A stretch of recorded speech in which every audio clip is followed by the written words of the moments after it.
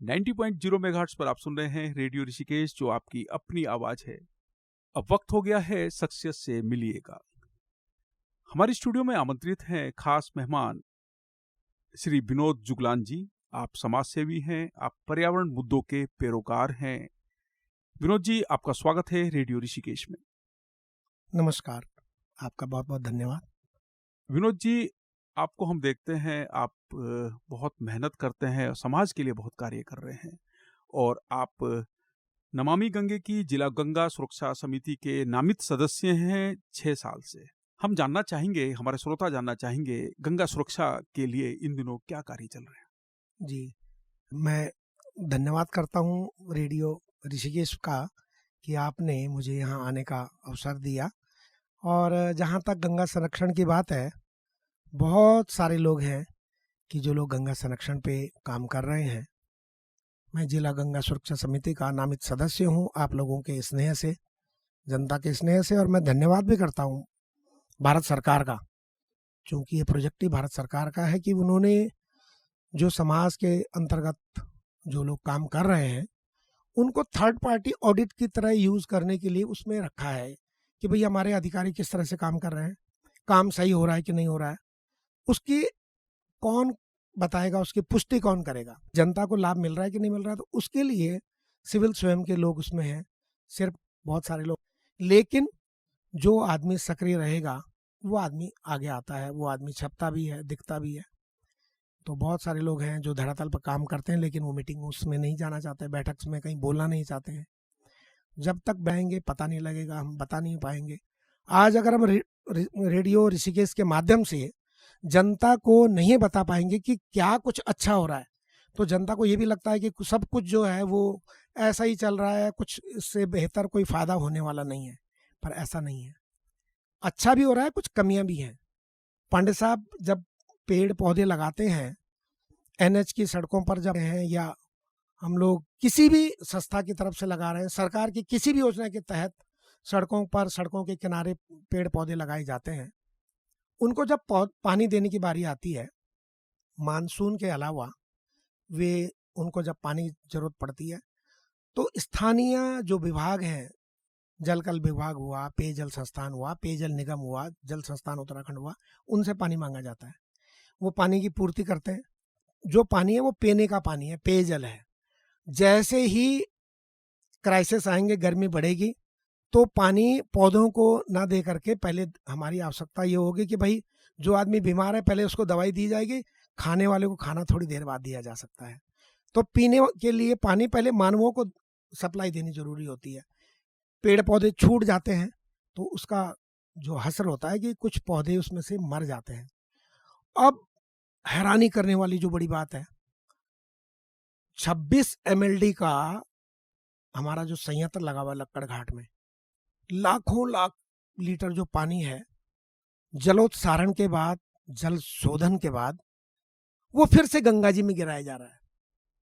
अब आप ये देखिए, आचमनी का पानी, आचमनी पीने का पानी पौधों को, और जो जिसमें कहीं ना कुछ परसेंटेज, पार्ट पर मिलियन मानिए आप, उसमें अगर कहीं खाद का अंश होगा, फास्फोरस होगी, उसमें पोटेशियम होगा, तो वो जो चीज है वो गंगा जी में फिर से जा रहा है।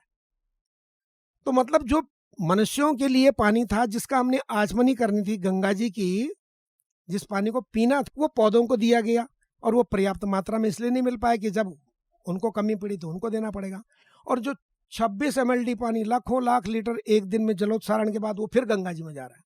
तो हमने उस पर ध्यान आकर्षण किया। नमामि गंगे की जो हमारी मासिक बैठक होती है, जिलाधिकारी उसकी चेयरपर्सन है, उनसे तो हमने उनके संज्ञान में लाए। चूंकि सब जगह सरकार नहीं जा सकती है, जनता को जागरूक होना पड़ेगा। मेरे आसपास क्या हो रहा है, आपके आसपास अगर कोई चीज गलत हो रही है तो वो आप ही बेहतर बता सकते हैं। जो एंड यूजर है, एंड यूजर बताएगा कि ये प्रोडक्ट कितना लाभकारी है, ये प्लांट कितना लाभकारी है, इससे हमें क्या दिक्कतें आ रही हैं। ये सारी जो चीजें हैं वो वहाँ का स्थानीय व्यक्ति बता सकता है। मैं इस बात पर संतोष जाहिर करता हूँ कि पिछले 5-6 सालों में जनता में जागरूकता भी बढ़ी है, सरकार में जनता का जो प्रतिनिधित्व है वो भी कहीं ना कहीं बढ़ रहा है। और दूसरी चीज, सरकार भी उन उन चीजों पर संज्ञान ले रही है। आज अगर मैं रेडियो ऋषिकेश तक आ रहा हूँ तो मुझे तो बहुत सारे लोग पहले से भी जानते हैं, मैं पहले से भी काम कर रहा हूँ। लेकिन चूंकि जैसा मैंने पहले कहा कि प्रतिभा बहुत सारे लोगों में है, लेकिन किसी की छिप जा रही है, किसी की छप जा रही है। हमने जो बात कही उस पर सरकार ने संज्ञान लिया, तो हम उनको बताते हैं कि ऐसा किया जाना चाहिए।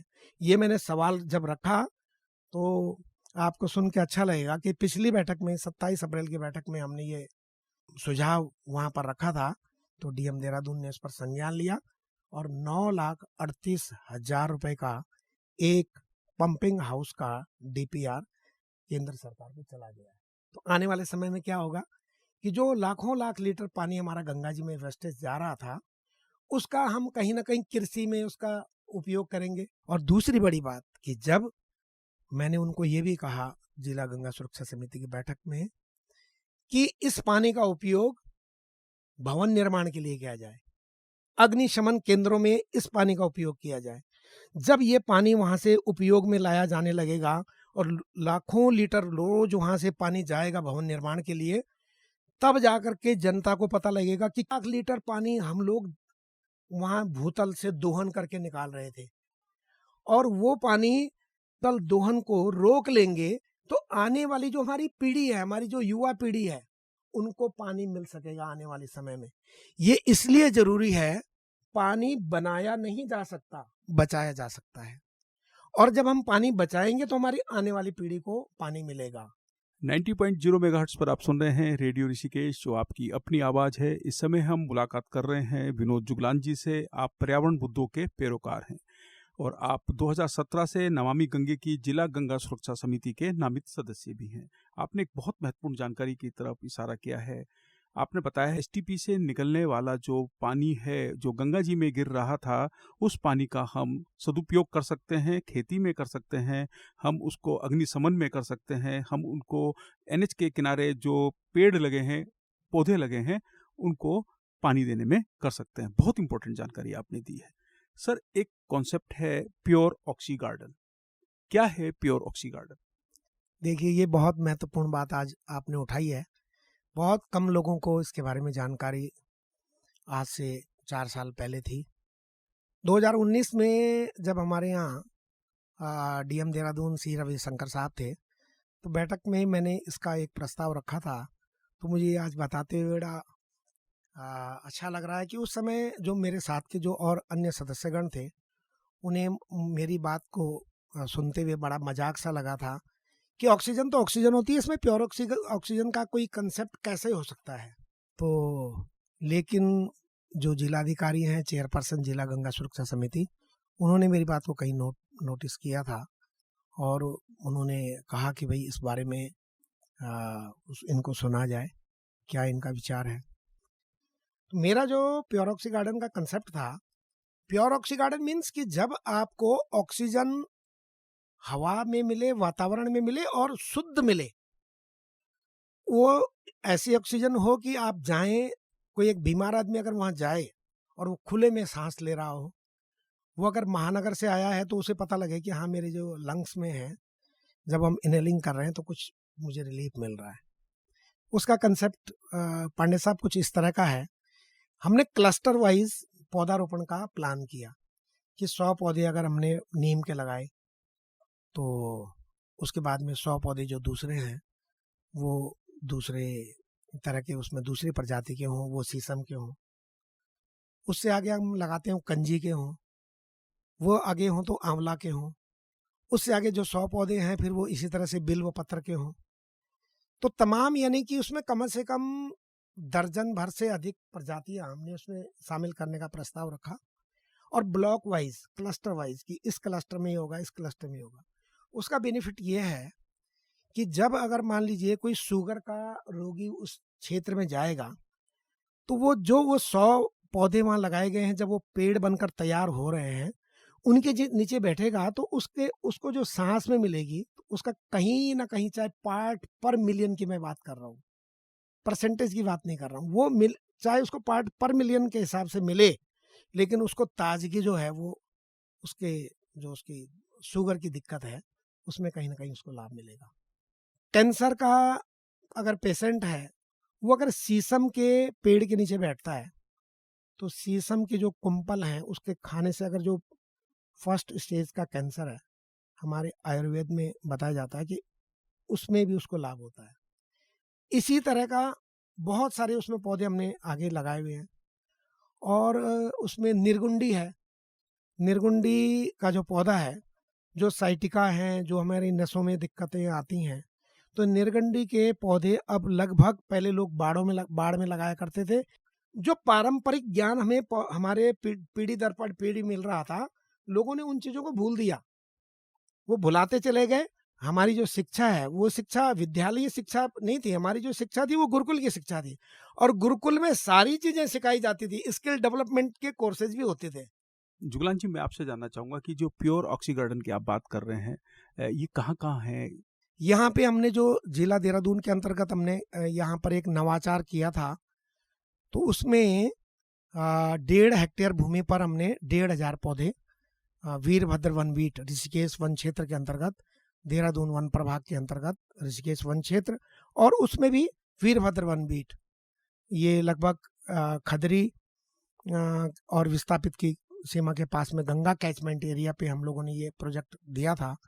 तो मैं धन्यवाद करना चाहता हूँ भारत सरकार का भी और वन विभाग का कि उन्होंने इस चीज़ को, बेशक चाहे जिला गंगा सुरक्षा समिति किया, तो हम लोगों के सिर्फ सुझाव हैं।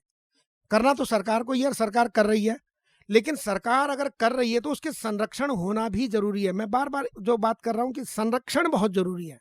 आपने एक पौधा लगाया और उसका अगर संरक्षण नहीं हुआ तो उसका कोई बेनिफिट आने वाली पीढ़ी को नहीं मिलेगा। हमारे गंगा कैचमेंट एरिया पर हैं। इसके साथ साथ हमने जो प्योर ऑक्सी गार्डन के कंसेप्ट पे आगे काम किया, खदरी में ये राय वाला कक्ष के तहत आता है, और हमारा खदरी में राजकीय पॉलिटेक्निक के समीप 10,000 वहाँ पर पौधारोपण किया गया है। आपको अचरज भरी बात, एक और बात बताता हूँ कि 10,000 पौधारोपण हुआ, लेकिन वहाँ जो पेड़ बने हैं वो लगभग 20 से 22,000 तक हो गए। पांडे साहब, ये हैरानी करने वाली बात है कि 10,000 पौधारोपण हुआ है, लेकिन प्लांट जो हुए वहाँ पर वो 20-21,000 के करीबन हो गए। आज आपको वहाँ मौके पर जब जाते हैं तो मैं तो ये भी कहना चाहूँगा कि अधिकारी आकर देखें कि यहाँ ये संभव कैसे हो पाया। वहाँ पर हमने एक नवाचार ये किया था कि हमारे उस समय जो वन क्षेत्राधिकारी थे राजेंद्र पाल सिंह रावत जी, उनका सेवानिवृत्ति थी और MS रावत जी उस समय चार्ज ले रहे थे। तो उनसे हम लोगों ने बात की कि इस पे अगर हम लोग पौधारोपण तो कर ही रहे हैं, ट्रांच भी हम लोग बनाते ही हैं क्योंकि पानी के संरक्षण के लिए, पर साथ साथ मेरा ये मानना है कि इसमें कुछ बीज भी बो दिया जाए। तो उन्होंने उस चीज़ को रखा, बीज भी हमने कुछ फेंके वहाँ पर। तो लगभग 2-2.5 किलो बीज जो है हल्द्वानी से मंगाया गया था, वो बीज हमने फेंके। और जो पौधारोपण हमारा किया गया था, पौधारोपण से जो ज़्यादा बढ़िया वहाँ पर विकसित हुई है, बीजारोपण वाले पौधे भी है। लगभग वहाँ 20,000 के इस समय वहाँ पर पेड़ बन चुके हैं। आप प्रमुख समाज सेवी हैं और पर्यावरण मुद्दों के पैरोकार हैं। कहाँ से लाते हैं इतनी एनर्जी? देखिए पांडे जी, जो विलिंगनेस है अंदर से, आपकी जो जी विसरने की इच्छा है, वो आपको करती है। एक व्यक्ति दिन भर काम करता है, जी तोड़ मेहनत करता है, और उसके बावजूद अगले दिन जब वो सो करके उठता है तो उसका सारा बदन दर्द कर रहा होता है, लेकिन उसमें उठने की जो इच्छा है उसे लगता है 2 तरह से। एक तो उसे लगता है कि अगर मैं आज कमाऊंगा नहीं तो मैं खाऊंगा क्या। दूसरा, एक व्यक्ति वो होता है जो कि जैसे लगता है कि यार मुझे करना है, इसलिए करना है कि मेरी आने वाली जो पीढ़ी है वो ये कह सके, फक्र करे कि मेरे पिता ने इतनी मेहनत करके भी हमें कामयाब बनाया है। तीसरा, इसी के साथ में एक चीज़ ये आती है कि आदमी सोचता है कि मैं जो कर रहा हूँ ये मैं अपने लिए कर रहा हूँ, अपने बच्चों के लिए कर रहा हूँ, या मुझे समाज के लिए भी मुझे कुछ करना है। मेरा मानना ये है पांडे जी कि 58 साल की उम्र हो गई, 60 के बाद में वैसे भी रिटायरमेंट हो जाती है। 10 साल और मान के चलें आपकी सक्रिय रूप से कोई काम कर सकेंगे, जीने को आदमी 100 साल भी जी सकता है। My father was about 90, he was ex army person, और उन्होंने स्वतंत्रता संग्राम के आंदोलन में काम किया, तो मुझे उनकी जो बातें हैं वो रुक रुक कर जीने का संदेश देती हैं, आगे बढ़ने का संदेश देती हैं। जीवन में बड़े उतार चढ़ाव आते हैं, पर उसके बावजूद इसी का नाम जीवन है कि आप सब चीज़ों को दरकिनार करते हुए आप आगे बढ़ें। वह पथ क्या, पथिक सफलता क्या, जिस पथ में बिखरे शूल न हो, नाविक की धैर्य परीक्षा क्या, यदि धाराएं प्रतिकूल न हो। ये वो पंक्तियां हैं जो हम लोगों ने अपनी शिक्षा के दौरान पढ़ी, पर इन पंक्तियों को सिर्फ 2 नंबर मार्क्स के लिए हम लोग उस टाइम इस्तेमाल किया करते थे। आज ये जीवन का हिस्सा बन गई हैं। तो जब आप अंदर से बिलोंगिंगनेस आपको रहती है कि मुझे अपने राष्ट्र के प्रति, समाज के प्रति कुछ करना है, तो आपकी ऊर्जा बरकरार हो जाती है। जुगलान जी कह रहे हैं कि जब आपको भीतर से ये आवाज़ उठती है कि आपको अपने राष्ट्र के लिए कुछ करना है, अपने समाज के लिए कुछ करना है, अपने देश के लिए कुछ करना है, तो एनर्जी अपने आप आ जाती है, ऊर्जा का संचार खुद ब खुद हो जाता है। सर, हम आपसे जानना चाहेंगे, एक थ्योरी पे आप बात कर रहे थे, ग्रीन मार्क्स थ्योरी। क्या है ग्रीन मार्क्स थ्योरी? इसके बारे में हमारे श्रोताओं को बताइएगा। ये बहुत महत्वपूर्ण प्रश्न है हमारी आने वाली युवा पीढ़ी के लिए, हमारी सरकारों के लिए, आने वाले समाज के लिए। हम लोग जब पढ़ने में बहुत अव्वल नहीं हुआ करते थे, तो उस समय जो बच्चा पढ़ने में किसी भी कारण से, कई बार अच्छे बच्चे जो पढ़ने वाले भी हैं वो भी फेल हो जाया करते थे किसी एक सब्जेक्ट में, कि उस दिन उसको बुखार आ गया, घर में किसी की डेथ हो गई, कोई शादी वादी पड़ गई, इस बीच में नहीं पढ़ पाया, या उसका कहीं कुछ किसी भी कारण से, तकनीकी कोई भी कारण हो, उसका अगर एक सब्जेक्ट में बड़ा अच्छा पढ़ने वाला बच्चा है और वो टॉपर होने के बावजूद भी उसका अगर कभी कम नंबर आते थे, तो सरकार की एक उस समय की जो अपनी वो थी प्लानिंग थी, उसके तहत ये होता था कि भाई इन मार्क्स जो है ग्रेस मार्क्स दे दी जाए।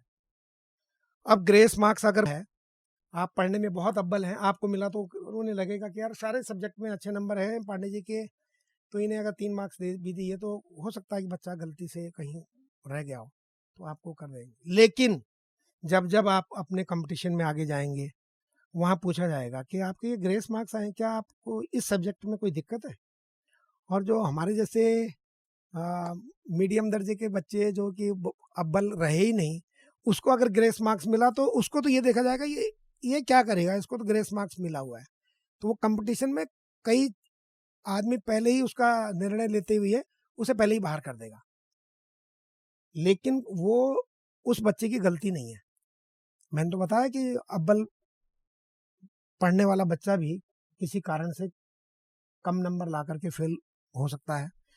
तो हमने ये कहा कि आने वाले समय में ग्रेस मार्क्स की हम बात ना करें। उस बच्चे ने अगर अपने जीवन काल में किसी एक पौधे का संरक्षण किया हो, अपने स्कूलिंग में, अपने विद्यालय के समय में, चाहे उसने वो पौधा लगाया या नहीं लगाया, उनके विद्यालय में लगा हुआ था, उस सूखने से बचाया, उसको रोज पानी दिया, उसको वॉच किया उनके टीचर ने, उसके शिक्षक ने, उसको देखा कि ये बच्चा जो है पर्यावरण पे बहुत अच्छा ध्यान दे रहा है, और वो किसी कारण से उसके वो 2-3 नंबर से अगर वो कहीं रुक रहा है, वो अव्वल बच्चा या वो मीडियम बच्चा, तो उसको ग्रेस मार्क्स की जगह ग्रीन मार्क्स दिया जाए, क्योंकि उसने पढ़ाई से इतर समाज के लिए, आने वाली पीढ़ी के लिए पर्यावरण संरक्षण पे काम किया है। और वो जो ग्रीन मार्क्स हैं, वो उसके हमेशा हर इंटरव्यू में उसको ग्रेस मार्क्स की तरह ना देखा जाए, उसको देखा जाए कि इसके एक्स्ट्रा करिकुलम में उसको ऐड किया जाए। तो विद्यालयों में शिक्षा के साथ साथ बच्चों में ग्रीन मार्क्स थ्योरी भी आगे चलनी चाहिए, ताकि हर बच्चा जो स्कूल जाए वो इस हिसाब से जाए कि वो अपने घर पर भी, जब वो स्कूल में पौधों के बारे में संरक्षण की बात करेगा, सीखेगा, अपने संस्कारों में उसको ढालेगा, वो घर आकर के भी पौधों का सम्मान करेगा। तो ये आने वाले समय में हम ग्रेस मार्क्स की बात ना करके ग्रीन मार्क्स थ्योरी पर काम करें, और विद्यालयी शिक्षा में इस चीज को जोड़ा जाना बहुत जरूरी है।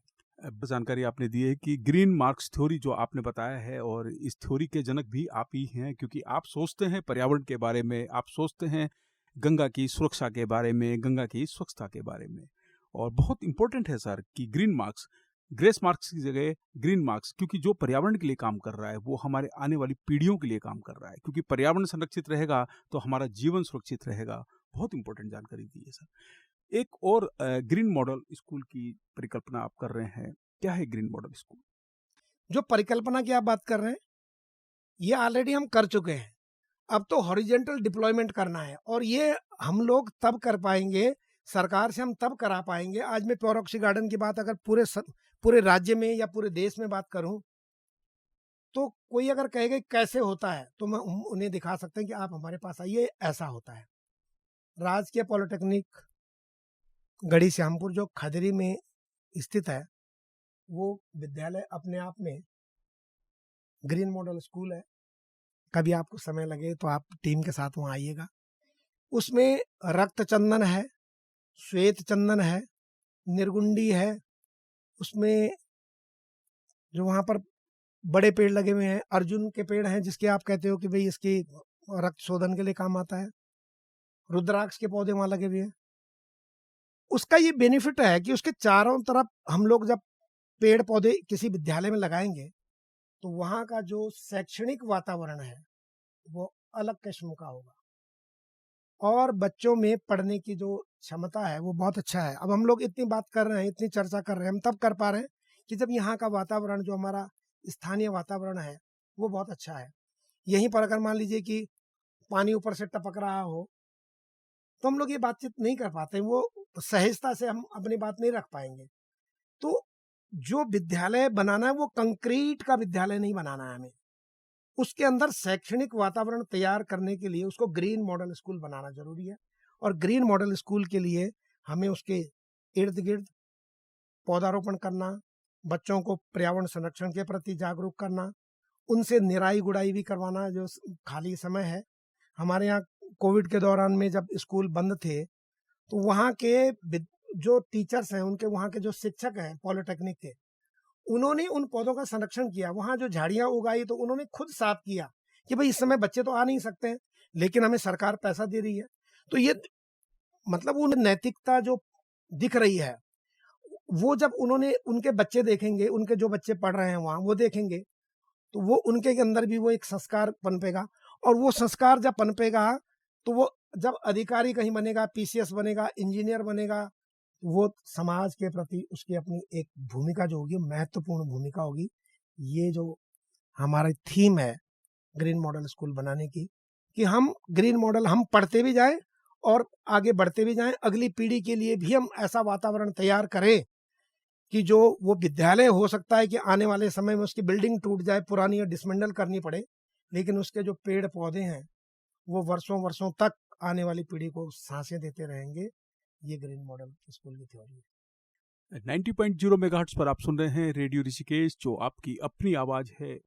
जुगलान जी, जो स्मृति वन है, हम ऋषिकेश से हरिद्वार के बीच में देखते हैं, और लुभाता है क्योंकि वहाँ पेड़ हैं, पौधे हैं, और पेड़ और पौधे हमारे जीवन को आगे बढ़ाते हैं। तो क्या है स्मृति वन की अवधारणा? हम लोगों ने अठूर भागीरथी स्वयं सहायता समूह के नाम से एक समूह बनाया गया है, और इसके पीछे जो कंसेप्ट है वो अठूर भागीरथी स्वयं सहायता समूह इसलिए बनाया कि उसमें अठूर पट्टी के लोग हैं, विस्थापित लोग, घुमानीवाला में, मनसा देवी के आसपास वो लोग हैं। उन महिलाओं के साथ में मिलकर के एक समूह हम लोगों ने स्थापना की। उन्हीं की यादें बनी रहें, पौराणिकता की, जिसकी मैं बार बार बात कर रहा हूँ, कि उनको अपना पैतृक याद रहे, इसलिए अठूर भागीरथी स्वयं सहायता समूह। माँ भागीरथी के तट पर बसे हुए लोग थे, उनको यहाँ शिफ्ट किया गया टेरी डैम के कारण। तो उनकी यादें जीवित रहें, जीवंत रहें, इसलिए अठूर और भागीरथों को मिला करके स्वयं सहायता समूह का नाम रखा गया। 16 जून 2019 को जिला प्रशासन के सहयोग से हम लोगों ने वहाँ पर एक स्मृति वन का स्थापना की। 2 हेक्टेयर भूमि पर ये बना हुआ है। जब हम लोग ढालवाड़ा की तरफ से स्वर्गीय इंद्रमणि बडोनी चौक से अगर आगे बढ़ते हैं, तो आरटीओ ऑफिस से आगे जाकर के खांड गांव के पास में लाल पानी एक बनबीट पड़ती है ऋषिकेश वन क्षेत्र की, मेन रोड पर ही लगा हुआ है। ये हमने वहाँ पर एक 2 हेक्टेयर वन भूमि पे उसकी एक अवधारणा तैयार की। इसकी जो अवधारणा है, इसकी अवधारणा बहुत अलग सी अवधारणा है, और अच्छा लगेगा आपको सुन करके। इसमें यह है कि पौधारोपण किसी ने भी किया, डीएम साहब ने किया, सीएम साहब ने किया, आम आदमी ने किया, किसी श्रद्धालु ने किया, किसी की पुण्य स्मृति में किया, मधुर स्मृति में किया, किसी की सेवानिवृत्ति पर किया, उसका संरक्षण जो है अठूर भागीरथी स्वयं सहायता समूह करता है।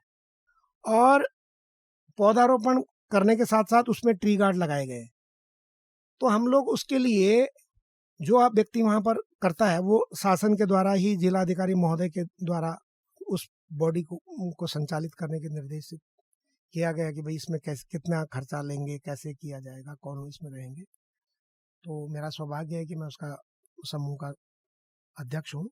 और उन पौधों के लिए हमें जब भी हमें जो वहाँ नॉमिनेटेड किया गया, 2000 रुपये हम लोग एक बार में लेते हैं पौधारोपण के समय में, और लाइफ टाइम की गारंटी हम लेते हैं उसकी। उसके बावजूद 2000 रुपये में कुछ नहीं होता। साल भर में 2-3 बार वहाँ पे घास की छटाई होनी है, पेड़ तार बाड़ होनी है, पशुओं से करना है, तो उसके लिए फिर कहाँ से दिक्कत आएगी, कहाँ से धन आएगा, जो दिक्कतें आएंगी उनको कैसे हम समस्या का निदान करेंगे। फिर हम उसको जिला गंगा सुरक्षा समिति की बैठक में रखते हैं कि इसमें ये दिक्कत आ रही है। तो फिर CSR फंड से तमाम जिनको भी जो संबंधित अधिकारी हैं, जिलाधीश महोदय की तरफ से उनको डायरेक्शन दी जाती है कि भाई इनको क्या दिक्कत वहाँ पर है, इसका कैसे कर सकते हैं।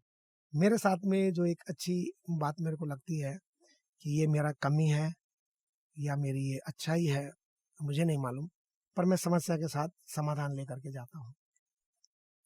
उसमें ट्री गार्ड जैसे दिए, MDDA से हमें दिला दिए गए डीएम साहब ने।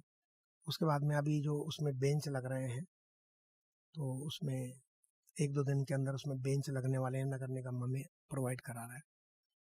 5 वहाँ पर पानी के टैंक बन रहे हैं, 4 टैंक हमारे वर्ल्ड बैंक की सहायता से बन रहे हैं, 5-5 लाख लीटर के।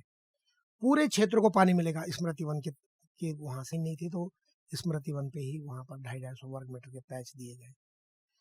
तो ये एक ऐसी जगह है कि आने वाला कोई भी व्यक्ति जो हमारा ऋषिकेश से आगे बढ़ता है, तो वहाँ उस स्मृति वन से होकर के जो भी आदमी गुजरेगा, बोर्ड वहाँ लगा हुआ है, तो एक पौधारोपण के लिए वहाँ पर संपर्क करेगा, उसका संरक्षण हम लोग करते हैं।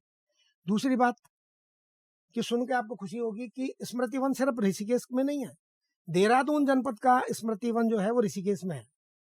उससे ठीक थोड़ा सा आगे THDC के पास में केदारनाथ स्मृति वन भी है, लेकिन वहाँ पौधारोपण एक बार कर दिया गया, वो पेड़ बन गए। अब उस पर आगे का अभी साल भर में एक बार हम लोग कोई प्रोग्राम होता है तो करते हैं वन विभाग की तरफ से। पर स्मृति वन का जो संरक्षण हम लोग कर रहे हैं, ऐसा ही फिर टिहरी का है, तो टिहरी का हमारा भद्रकाली में है। तो आज मुझे कहते हुए हर्ष हो रहा है कि ऋषिकेश का जो स्मृति वन है वो अपने आप में आदर्श स्मृति वन बनने जा रहा है, और पूरे राज्य का पहला आदर्श स्मृति वन देहरादून जनपद का ऋषिकेश में स्थित है। इस पर हम लोग काम कर रहे हैं। अभी विनोद जुगलान जी हमें बता रहे थे स्मृति वन का कॉन्सेप्ट। तो 90.0 मेगाहर्ट्ज पर आप सुन रहे हैं रेडियो ऋषिकेश, जो आपकी अपनी आवाज है। तो अभी हम मुलाकात कर रहे थे श्री विनोद जुगलान जी। आप समाज सेवी हैं और पर्यावरण मुद्दों के पैरोकार हैं। सर, रेडियो ऋषिकेश पर आप आए, आपने अपना अमूल्य समय दिया, इसके लिए आपका बहुत बहुत आभार, बहुत बहुत धन्यवाद। रेडियो ऋषिकेश को बहुत बहुत धन्यवाद, बहुत बहुत साधुवाद कि आपने आज मुझे यहाँ आने का अवसर दिया। और मैं समझता हूँ कि पूरी जो इस रेडियो ऋषिकेश के माध्यम से पूरे जहाँ तक भी ये आवाज़ जाएगी, हमारे आने वाली युवा पीढ़ी इससे लाभान्वित होगी। इसके लिए आपको पुनः एक बार साधुवाद है। नमस्कार, धन्यवाद। जय हिमालय, जय हिंद। 90.0 मेगाहर्ट्ज पर आप सुन रहे हैं रेडियो ऋषिकेश, जो आपकी अपनी आवाज़ है। इस कार्यक्रम के संबंध में यदि आप कोई सुझाव देना चाहते हैं तो आप हमें व्हाट्सअप कर सकते हैं। हमारा व्हाट्सअप नंबर है 9411392967। मैं रिपीट कर रहा हूँ, 9411392967।